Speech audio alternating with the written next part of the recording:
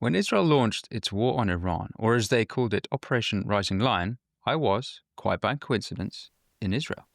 And I was there for the length of the 12-day-long war. In this video, you will see what I saw. You will see the difference between reality and what the mainstream media and social media might have you believe. You will see my footage of the Iranian strikes. You'll get a glimpse into Israel under fire, and you will see the destruction at Bat Yam, Holon, and Rishin, LeZion. This was not my first time in a war zone. I had visited the Gaza envelope in January 2024, but this was the first time I experienced being in the line of fire. And I will show you that fire. Iranian missiles emerging first as dazzling twinkles up above in the night sky before their glowing orange traces ominously sped towards us. Under fire, one's priorities are existential.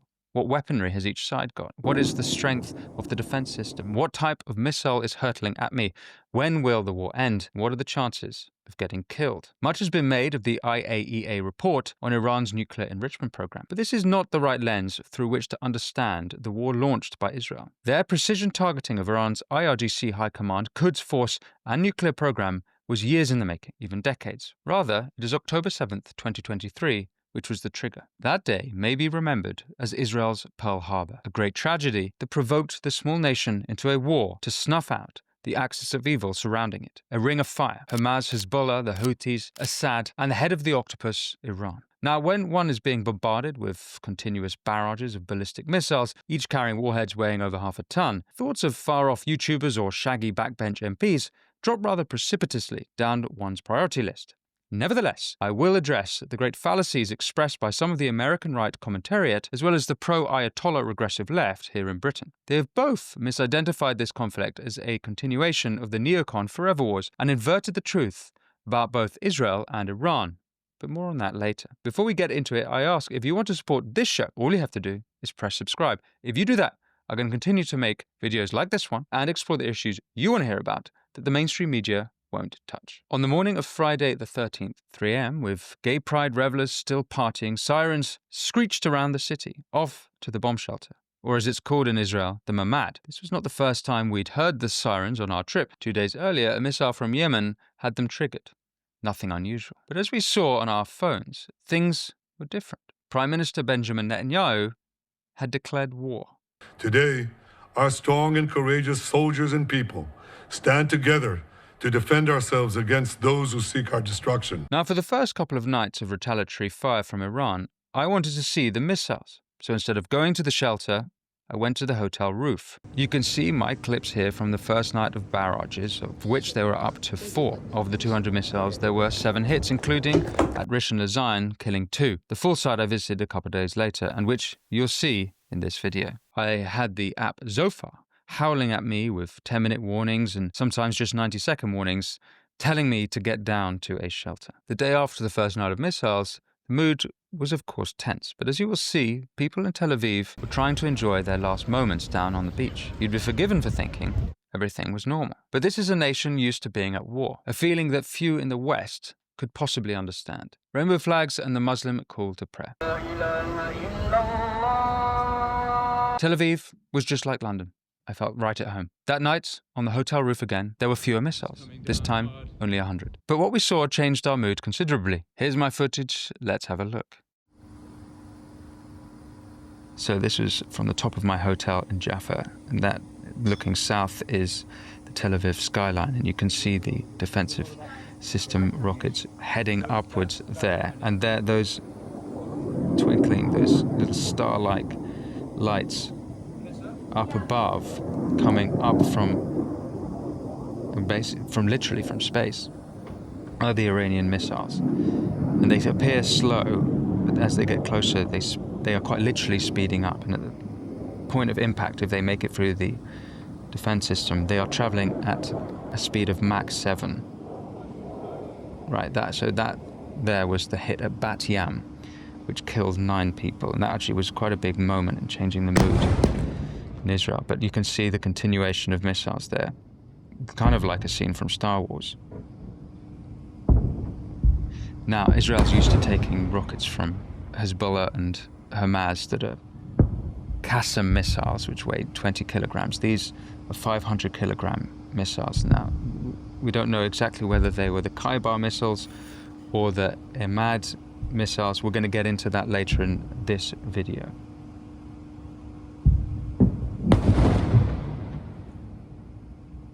And you can see in the distance more going up. The sound on the video is a bit funny because my alarm was going off on the phone whilst taking it. So you're cutting up. But here you can hear, this is the phone going a bit funny, but you can hear the sirens across the city. So not only are the sirens going off on your phone on the Zofar app, but you can hear the sirens all across the city.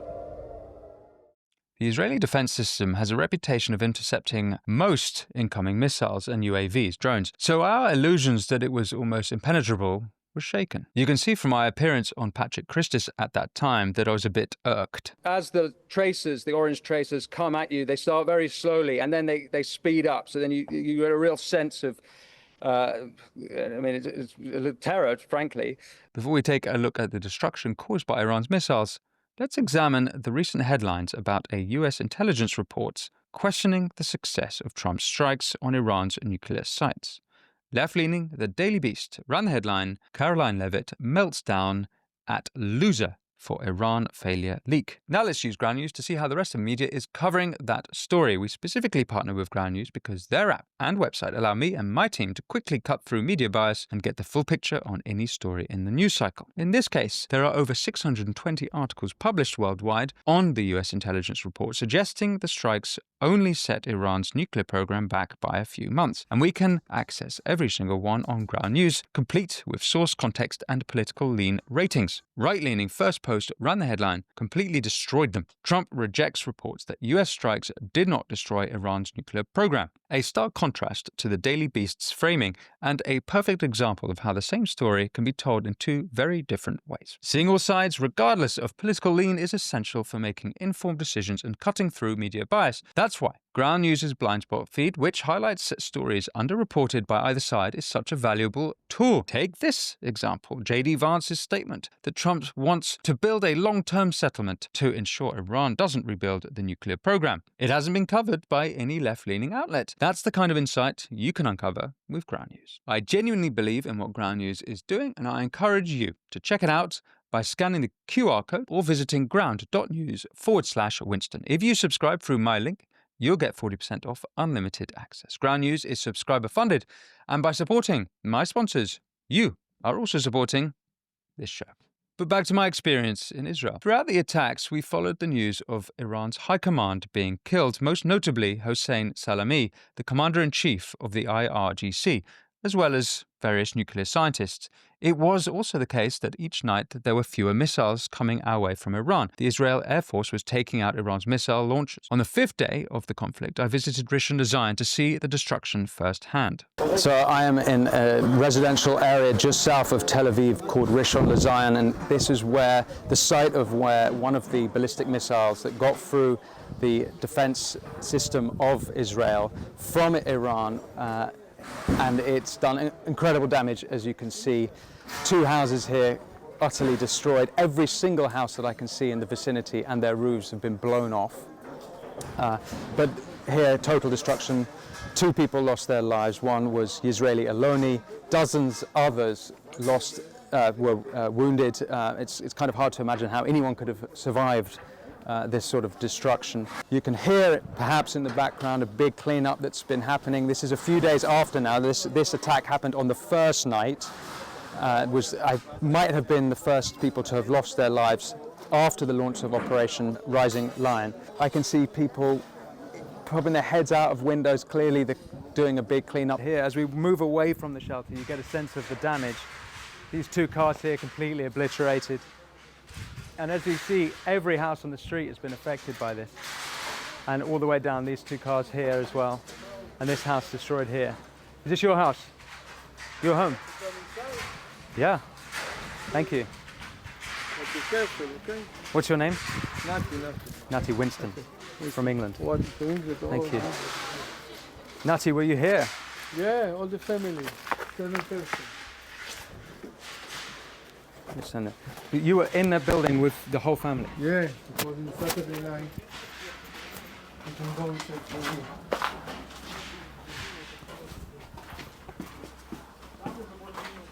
This is the back door. This is the back door from the house. The mamad is here. You see, the mamad is here. This is the shelter. Yeah, this is the mamad. And so all 8 of you were in there? Yeah, it's, 6. I was up. I was there. I not was in the mamad. So can we have a look at the shelter? Yeah, I put you light. Thank you. After I show you something special, you need to put that. So this is the shelter you were in. They were in. Your 6 sisters. Yeah. Okay. Yeah. And what did they talk what did they feel when they were in here? When All this house fell about him. Wow. Yeah. Oof. Yeah. Were any of them injured? Yeah. Any of them hurt? Me, I show you why I don't have. I show you. It was major thing. God help us. Now you see the clean. All this was glasses. The people cleaning it. This is the door. You see? This is the door. Yeah. All the kitchen, look, everything. Wow. Whoa, look. I was in the toilet, do pee-pee. You were in the loo? Yeah, I was here, I put the water, and boom. My lucky, it was, the door was back. But all the house... The door was closed? Yeah, all the house broke. What not broke? Look, in the house. You see this picture? This is Baba Sali. Very, very, very big guy. And this glass, stomach torret. You see, this is stomach torret. In that stage. Very important thing in the Bible of the Jewish. These 2 things helped me. The only things, wow. So you were in the toilet? Yeah. The door was closed? Yeah, and what you boom, hit... exactly to the door. If the door was open, I was come to the wall. Did you have any injuries? Just here.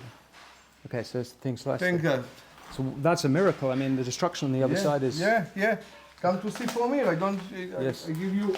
But be careful. Not this building. The second building was the bomb. Yes. One guy died there. 2 guys. Next to one building, a woman too. What was her name? I don't know. I think that Daniel is 74 years old. He was. Did you know the name of the man was Israeli Aloni? This is Aloni. you know him? Yeah. He rented. Rented? Yeah, he rented. Do you know anything about him? No. Okay. Do you remember him? No. Did you see him? I see him, but a few times, but not talking. There is all the partners here. They rent rooms downstairs. Oh, okay. Have you had any help from the government? Yeah, not yet. They send me to hotel for how much time I need, because they don't know if to fill this house, not fill this house.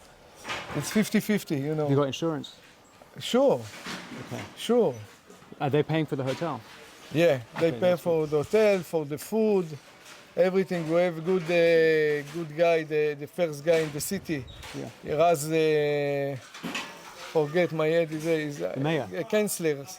Okay. He has councillors, very good guy, young, all the time he coming to here, he do patrol here, he care about us. I hope he'll be okay. Nati, I've got to ask her difficult questions you don't have to answer. No, I answer everything. Obviously, this war started, we know why, Operation Rising Lion, Yeah. and you have been a victim as a consequence. Do you support this conflict? Did you support it before? You've made a huge sacrifice here. Your life's been destroyed. Yeah. Fortunately, no one in your family's been killed, Yeah. but it really could have been killed. Is Yeah, it worth it? Yeah, because if it's not going now, all this problem with them, it's 2, 3, 4 years the same thing. Yeah. So it's better quickly before we wait more time, and we be under the ground. Okay. Do you think that Israelis, how much of this can they tolerate? Israel have big power. They big power there. Okay. People think Israel small, but in the special rooms we have a lot of surprise. You understand? Yeah. And I believe 80% from the people from Israel, how much all this problem, and we don't forget the kidnapped people, yeah? But we must to do what Bibis do. You support Bibi? Yeah, he must to do. But look, if we're waiting 1 year, 2 years, look what they do to us. Yes. About 2, 3 years, it was 100 times more better. Yes. More not good. You understand what I mean? I understand. Yeah. Okay. Well, So it's more. It's what we can do. This is this is what we have. I hope the Iran and in Gaza they learn the school what they think we don't do nothing. If it was another government, no one was doing what Bibi do. No one. No Trump, all the country around, they quiet and they do and to the Bibi. He do the work to they them. don't say, but they secretly Yeah, they support exactly. getting rid of Iran. Exactly. In the night they do party because he in the front do to him the work. But they're not happy about Gaza. That's the difference. We were just in Jordan. They You're support right. Iran, You're but right. they're not happy about You're right, Gaza. but you see what happened. Who start with this thing? If it not was in 7 in October, it was be 10 times double things that it was to us. What we can do? After visiting Rishin and LeZion, we made our way to Bat Yam. I am in Bat Yam, about 2 kilometers south of Jaffa, where I was when I saw the ballistic missile hit this tower building. It hit between the 6th and 7th floors, and this really, what happened here changed the mood of Tel Aviv. It has been reported that 8 people lost their lives. They are still searching for one last missing person. I can not show you the rubble and most of the damage because that rescue team are still looking with a dog. I can see them over my shoulder, but I've been told I can't cover that and show that to you.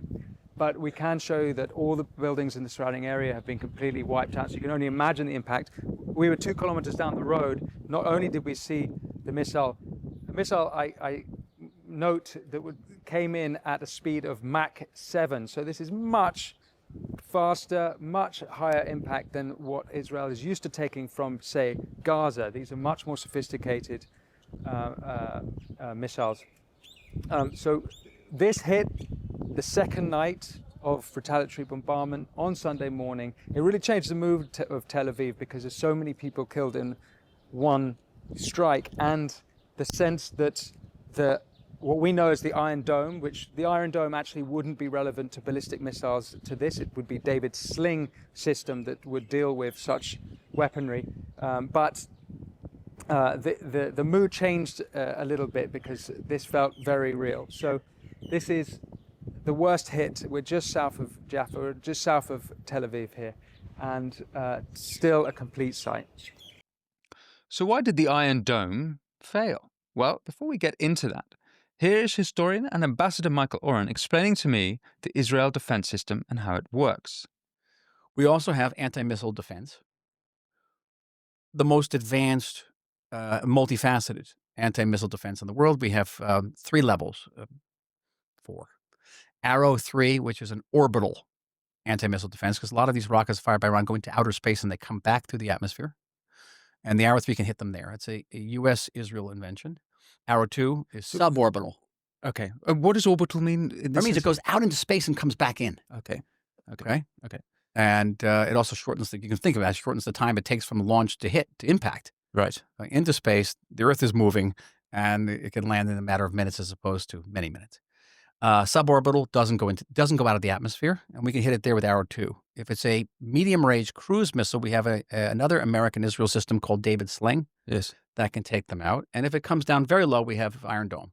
So Iron Dome's not really been relevant to this week. That's Very more like not the right now. Qassam Iron Dome is rockets. for short-range standoff rockets, rockets that go up and down. They're not cruise missiles. Yes. And mortar shells. Yes. So it's very different. That's what we've been seeing from Gaza and from That's from Lebanon. Gaza Yeah. in Lebanon. Okay. That's Iron Dome. Yeah. And now also we have Iron Beam, which is the first laser weapon, seriously labored weapon in the world. Has that been used? It has been used to take out hundreds of drones. Okay. And it's probably being used now to take on drones. They're firing drones at us every day. Then we have assistance. We have assistance from Jordan, who they say they'll take down rockets not to protect us, but because the rockets are violating their airspace. Okay. We have the United States, the British, a bit of the French. And the Americans have 3 systems. They have the THAAD system, the Aegis system, and the Patriot system, which all go off at the same time. As the war dragged on, the interception rate, normally at about 95%, decreased significantly, as I explained to Matt Goodwin at the site of the Holon missile strike. 7 out of the reported 30 missiles that came from Iran penetrated the Israel defense system. This is striking. Why? Because they are reported to have a 90 to 95% success rate of intercepting missiles. This is significantly up from that. This is 23%. There are a few reasons for that. Firstly, it's the type of missiles Iran are using. The Khaybar missile, which when it makes impact is at a speed of Mach 7, is a ballistic missile which has a warhead weighs 500 kilograms. Another key aspect is, as the Wall Street Journal have reported today, that the arrow interceptors of the Israeli defense system are running low. There's another new aspect here as well, which is that the missile used at Ramat Gan is reported to have been a cluster missile. So there were several missiles that came out of the missile at the last minute, causing severe damage. Wall Street Journal reported that Israel was running low on arrow interceptors. Fewer missiles were being launched, but a higher percentage were breaking through. Iran struck several residential locations, as we've seen, as well as the hospital in Beersheba, a mosque in Haifa, the oil refinery in Haifa, the Weizmann Institute of Science, and the Tel Aviv Stock Exchange building. At this stage, Trump had not yet launched what we now know to be called Operation Midnight Hammer, but had teased a decision would be made in the next 2 weeks. The important detail for those of us there was not how many missiles Iran had left, as reports varied on how many they had in the first place. Was it 800, 2,000, or many more?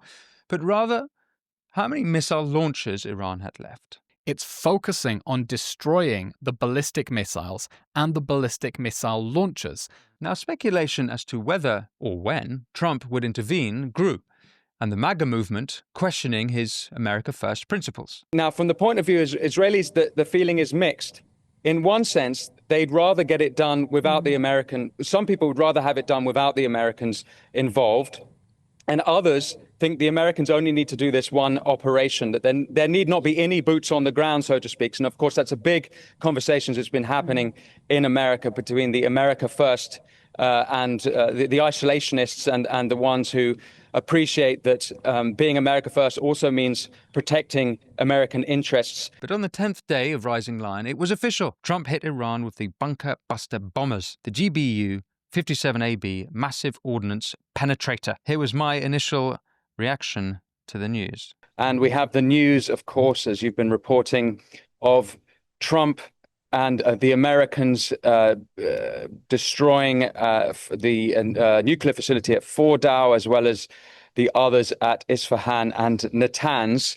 So for the first time in the 10 days since Operation Rising Lion, there's a sort of sense of victory on the horizon. I learned about Midnight Hammer some hours after the mission when, at 7 a.m., bomb sirens woke us and we saw the news from the Mamad, with the walls shaking from nearby interceptions, and at this point a sense of victory filled the air. But the war was not over. We did not know what Iran might have left in their arsenal. But Israel and America's primary objective had seemingly been accomplished, and it was at this point that Israel's military master plan appeared, to me at least, to make sense. I explained to Konstantin Kisin the genius of the Israel tactics. October 7th really could be Israel's Pearl Harbor, and I'll explain why. Now, it is the case, obviously, that Hamas are still operating, but they are massively degraded in the Gaza. Either today or yesterday, 3 more hostages have been returned dead, but there are 50 hostages left. So, of course, there's that going on, and it's the images from Gaza. Wherever you stand on this, it's hard to see. But they are degraded. Now, Hezbollah are so degraded, they have had their entire high command got rid of. They have got missiles, but their missile launchers. I went up to the north before the war started to see this, and you can literally see across the border, everything's been obliterated. That all of Hezbollah was set up across the south to just launch rockets. I met the families of the victims, the Druze victims, whose children had been killed by Hezbollah rockets. They had been firing countless missiles, but they had been completely brought down, and I think it was beginning of December that they were forced into a ceasefire. And even this morning, Lebanese leadership are saying we're not having anything to do with this. But what's key as well is what happened in Syria. So obviously Assad was deposed and Jolani took his place. Now, what happens to Jolani in the future, given his past with HTS, which is an ISIS and Al Qaeda linked group, and given that his name is Jolani, which means of the Golan, which is in Israeli territory, we're yet to see what will happen there. But he has allowed Israel to use Syrian airspace, and he is leaning towards the Saudi alliances in the Middle East rather than the axis of Iran. Israel had destroyed all of Assad's remaining weaponry in Syria as soon as Assad fled. They also took about 500 square kilometers inland and the demilitarized zones. Iran no longer have a land connection to Lebanon to reinforce Hezbollah, who have been seriously degraded. All around Israel is it's the circle of fire. Houthis in the south, and again, the Houthis have been degraded as well. Hamas have been seriously degraded. Hezbollah, it's really maybe the worst situation they've ever been in. And Syria is on the possible brink of a very positive future with Israel. It's yet to be seen, but it could go that way. So the Ring of Fire has been seriously dealt with. And all it's left is Iran, who are funding these different groups. Now, obviously, they've been castrated as of, thanks to Donald Trump, when it comes to their nuclear program. Regime is still there.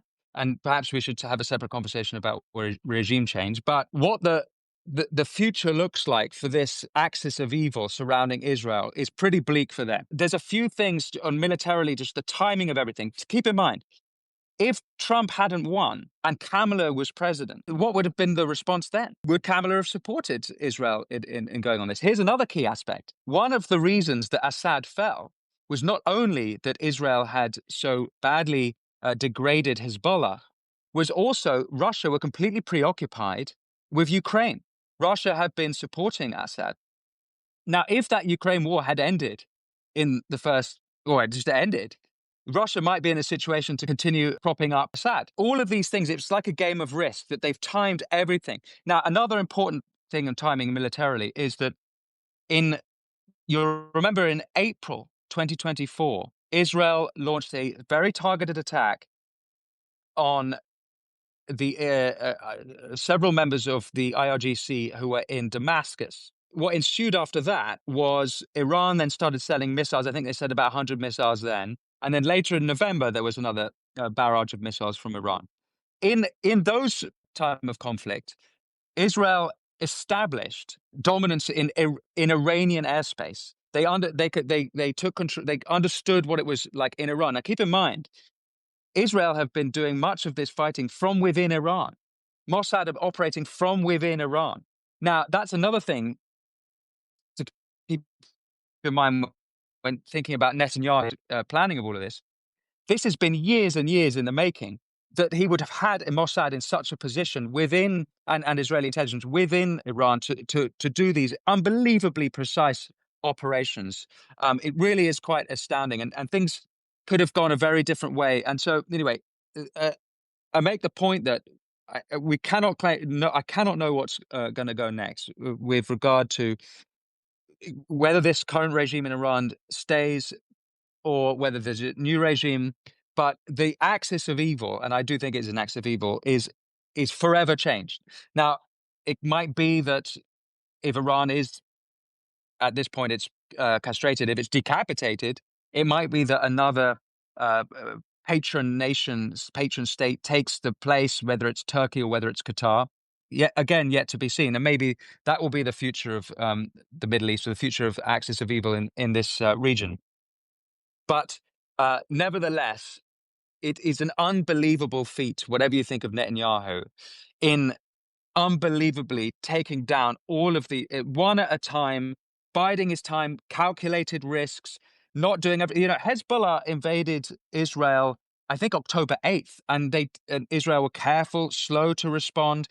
With the conflict of Iran in 2024, they didn't do this then. They waited. Everything has just been one step at a time, calculated risk, went to do this. So even if you don't like Netanyahu,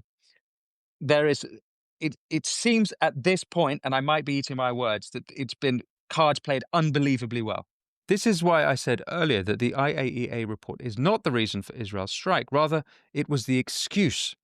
This is not to say that the report is not valid, that it is not to say that Iran did not have 60% enriched uranium. They did.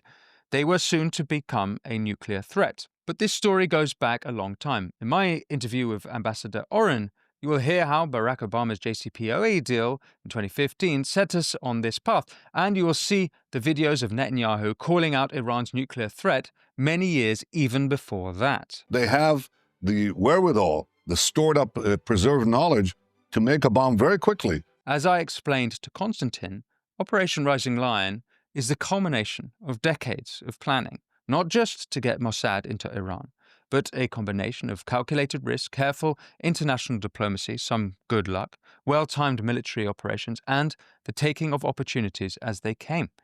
As Eylon explained, I heard an astonishing statistic just the other day on Israeli TV that shocked even me, that since the beginning of the October 7th war, the Iranian Axis has launched 45,000 missiles and drones at Israel.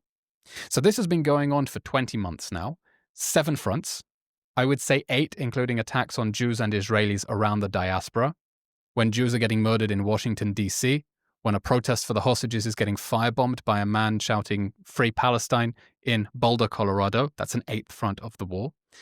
But the Iranian regime was 1 front.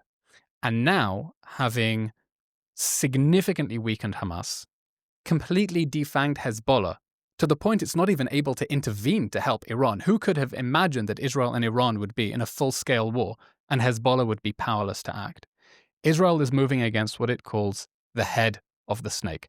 It is an astonishing turn of events. Israel has gone from its weakest moment, its moment of most vulnerability, to its moment of greatest regional strength. But to understand Israel's motivation, one has to understand the Iranian regime. Since the 1979 revolution, Ayatollah Khomeini called for the destruction of Israel, and his successor, Ayatollah Khamenei, and his claques had persistently said death to America, death to Israel, even death to Britain.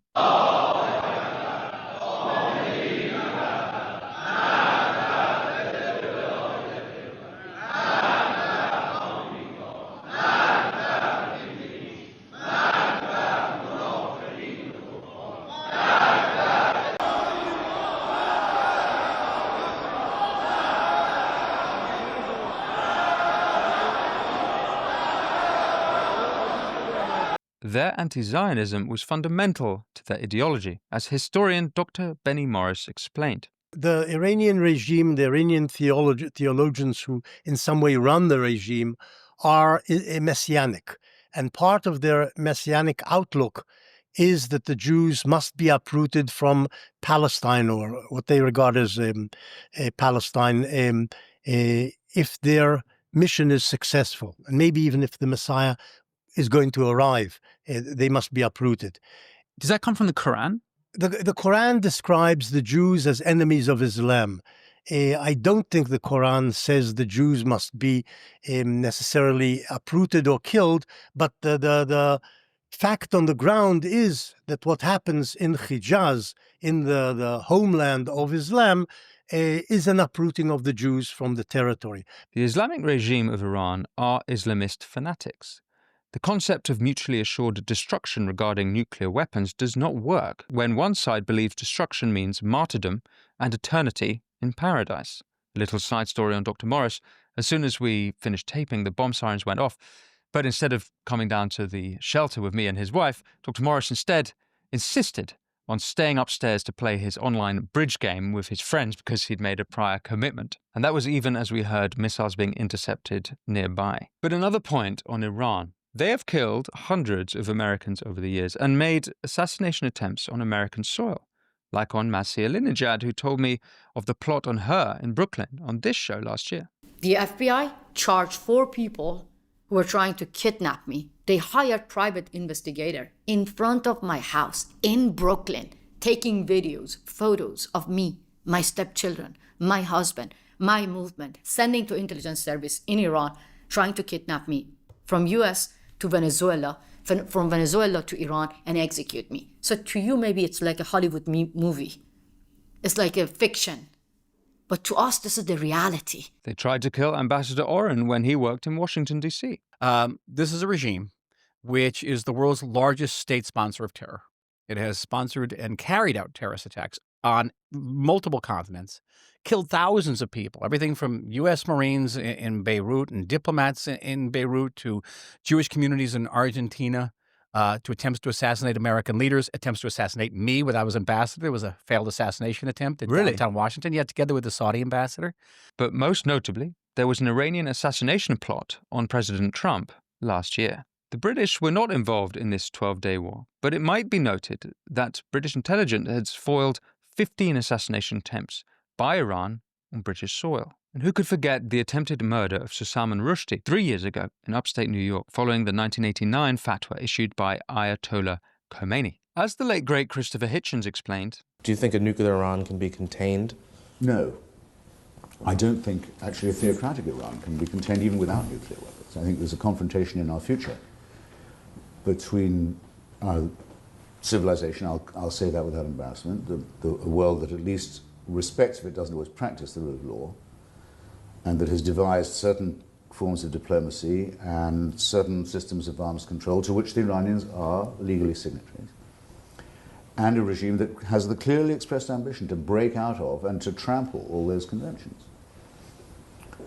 We already see it in the threats to their Arab Sunni neighbors in countries like Bahrain, in their export of violence, as far away as murdering Jewish community leaders in Argentina, or Kurdish exiles in Berlin and Vienna, for heaven's sake, or a novelist friend of mine living in London writing fiction. I think they've asked for a fight and should know that on those conditions they certainly will get one. Despite the much talked about regime change, which I believe must come from the Iranian people and not a foreign power, well, the Americans and Israelis kept Khomeini alive.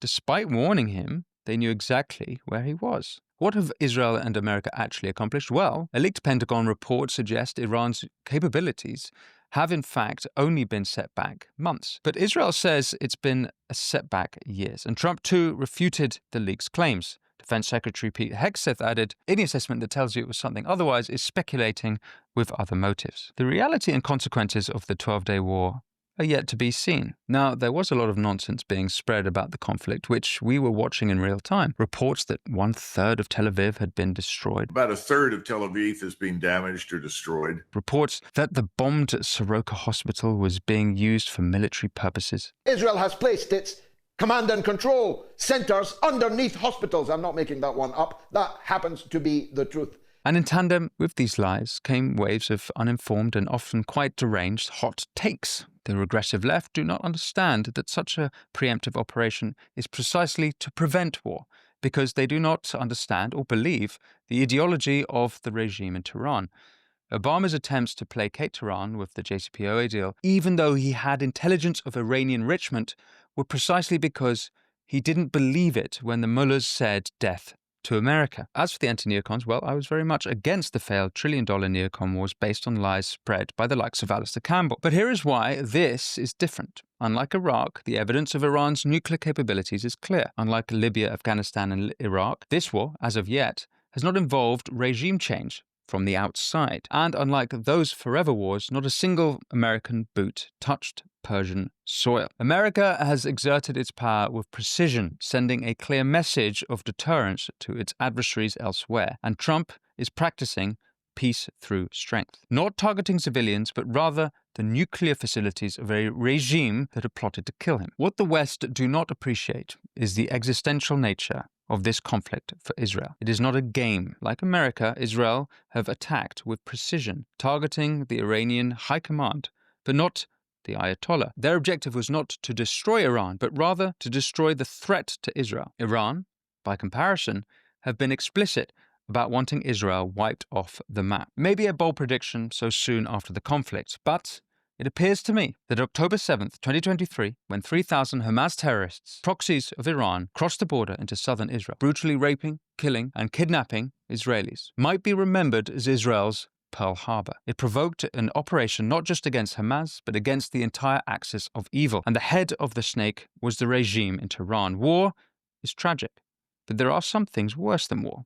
For Israel, that would be annihilation. We don't know the death toll in Iran, but some reports suggest over 800, including civilians. 28 Israelis were killed, 4 of them immediately after the ceasefire broken not just by Iran, but by Israel, much to the chagrin of President Trump. They don't know what the fuck they're doing. Do you understand that? How long will the ceasefire hold? Will the Iranians rise up against the Ayatollah? The world is paying close attention. But for now, the world is a safer place. A regime that fueled terror in the Middle East and in Britain and in America has been checked. As for me, well, with the growing bombination and thunderous missiles shaking the walls of the shelter, I learned for the first time what it was like for Londoners in the Blitz. And as we scoured our phones to learn how far down the road the latest missile had hit, I understood for the first time the psychology of a people living at war. Sleep is minimal. Waking hours, a liminal days. Cortisol and adrenaline running through our veins. Sirens and blasts in our ears. Drama and bathos in equal measure. I'd be lying if I said I did not find it in parts exhilarating. You will find the full-length interviews with Masih, Alinejad, Eylon Levy, Michael Oren, and Benny Morris on our YouTube page. And if you want ad-free viewing, go to winstonmarshall.co.uk. Thank you for watching, and until next time, be well.